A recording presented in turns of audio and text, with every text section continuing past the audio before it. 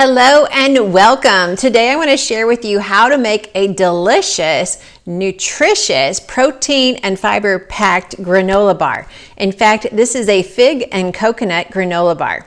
Hi, I'm Annette Reeder from thebiblicalnutritionist.com, and it is my joy to serve you God's recipe for excellent health. And I got to tell you, today I have ripe figs on my tree outside, so I thought, wow, we need to make some fig recipes. But if you don't have a fig tree outside in your yard, that's okay. You could substitute dried figs instead. So let's get started.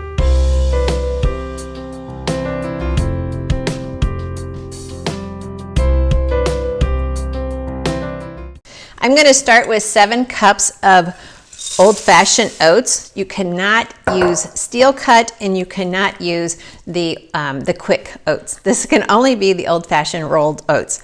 To this, we're going to add a half a cup of oil and a teaspoon of salt. Actually, wait a minute. It's a half a teaspoon of salt. And I already mixed my salt in with my oil. And I'm just going to toss these oats and just kind of lightly coat them with the oil. And then we're going to bake this at 375 for about 20-25 minutes. I'm going to kind of stir it, pretty often in the oven, and just so they don't burn and they evenly bake. I make granola fairly often, but when you toast the oats first, the granola bars just have a deeper flavor and just a better crunch to them. So that's what I want.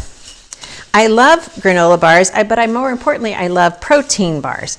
And so as you know, I love teaching about protein and fiber. And so what I've done is I actually got this recipe, the start of this recipe, from the California Fig Growers website. But I made so many changes because I wanted to increase the protein and increase the fiber so that these could just be a super nutritious. They could be a lunch bar, or it could be a snack bar. All right, so I'm just going to spread this out on my pan. Some of you may be noticing that I'm using my Fisky, which is it's a mixture of a fork and a whisk together. It is so useful. All right, so I'm going to put this in the oven at 375 for 20-25 minutes, and then we'll move on to the next step.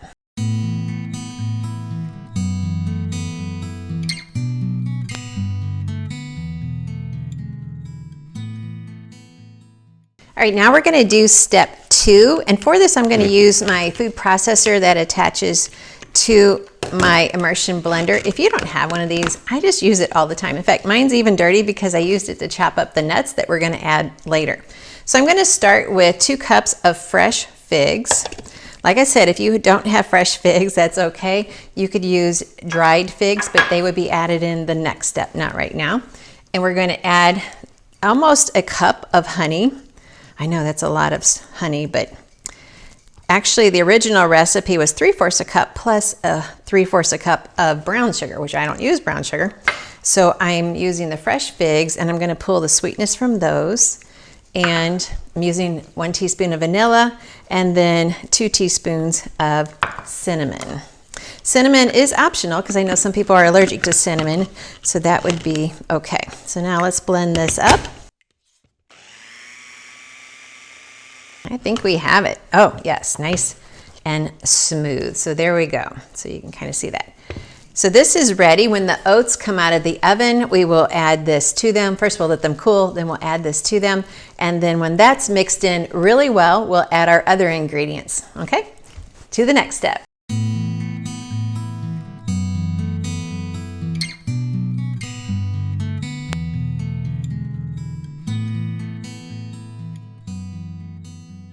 Our oats are out of the oven, and I turned the oven down to 300.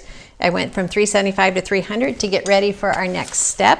I'm going to go ahead and put these toasted oats in our bowl here. It always amazes me how good it smells when you're roasting grains in the oven. Even nuts too, and seeds. You really start smelling the goodness that's in them. Trying not to make a mess like I usually do. Now we get to start adding the goodies.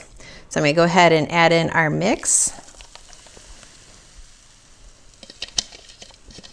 Don't want to miss out on any of it. Just going to mix this up really well. Boy, is that smelling good. Of course, how can it not with all that honey and those figs? Total goodness. Now, some people may say, oh, I don't like figs, but like this recipe, you don't even know there's figs in there. I mean, I can taste them, but most people will not even recognize that flavor. All right, so that mixes that up. Now we're going to go ahead and add our next ingredients. So to increase the protein, I am actually adding a protein powder. This is my favorite. It's GBX protein. The GBX stands for it helps with gut and brain healing. So not only does it help with the microbiome, it gives us a good dose of protein and it increases our fiber content. So that's a definite plus. I use that as my smoothie mix all of the time. It just has a nice creamy flavor. I know you're wondering, well, what kind of protein is it? It's a chickpea protein, chickpea powder protein. It does have a little bit of pea protein in with it too, but chickpeas are so healthy for the microbiome, even more so than the pea proteins that are out there and seem to be very popular. All right, boy, that even added a vanilla flavor, so that intensified the smell too. I'm going to add some coconut. Now, coconut needs to be unsweetened. I just want the coconut for its goodness. I don't want all that sticky coconut sugar that's out there on the market. So I added spoons of coconut. That gives me more protein, that gives me more fiber, plus other nutritional benefits. The salt that I used was real salt. This is my favorite. I'll put a link to it down below. It just has all of the minerals that come with salt naturally. Hasn't been bleached and removed of the nutrients. So your body knows exactly what to do with it. In fact, you need less salt when you get real salt. Okay, so now we're going to add our flaxseed. Once again, I was looking for ways to increase the fiber and the protein. The more I increase that, the more satisfying these bars are going to be. So even though we do have 1 cup of honey, we're offsetting that with the protein and the fiber, so you're not going to have a spike in glucose and insulin. All right, that's mixed in. And lastly, I'm going to add 1.5 cups of chopped, and today I'm using almonds, but you can use any nut that's your favorite. Now, once I used this for chopping the nuts, it's just so super simple.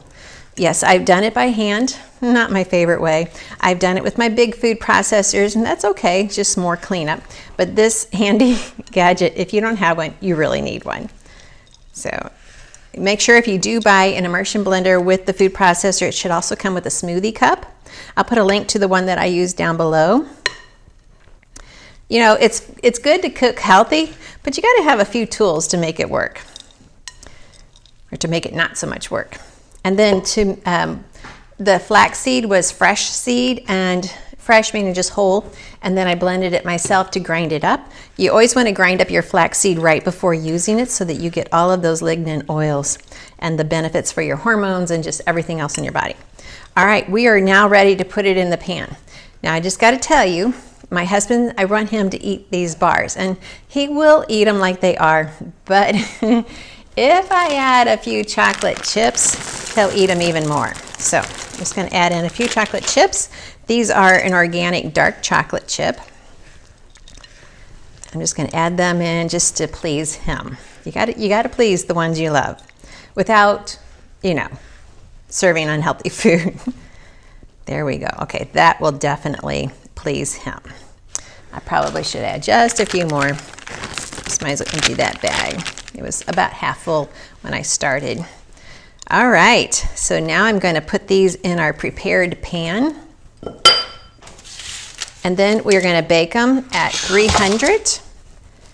And then when we get done with that, we'll cut them up into some bars. And the bars should last, even at room temperature, for at least 2 weeks if you seal them up in some nice saran wrap or a good snack bag. Okay. Just pat that down. Still using my Fisky. I'm so glad I discovered this is totally my new favorite tool. You know how sometimes you want a rubber scraper, or you want a fork, or you want a spoon, or you want a whisk, stir up the ingredients a little bit better. Well, this does it all.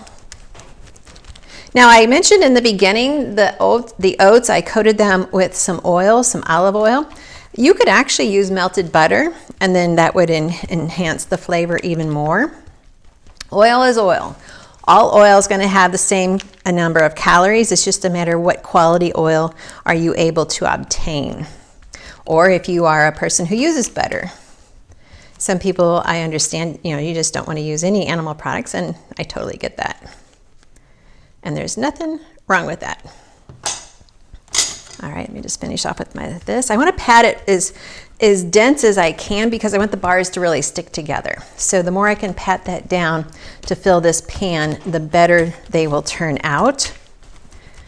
I really want them densely packed.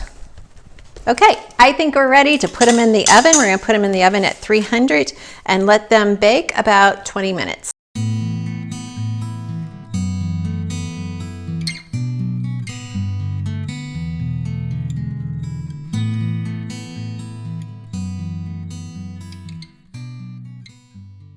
Have our coconut fig granola bars, and they smell good, and as you can tell, I've already had a few pieces taken out, and I can just tell you they taste good too. Now let me just correct what I said. I said I was going to bake them for 20 minutes. They actually baked for 35 minutes, so I wanted to correct that. And also just realize they need to cool about 15 minutes before you cut them. And when you go to cut them, I always use my very favorite tool, which is the dough scraper. This is just your all-around, gotta have it, gotta use it, you will use it in your kitchen tool. So this just works really perfectly for cutting.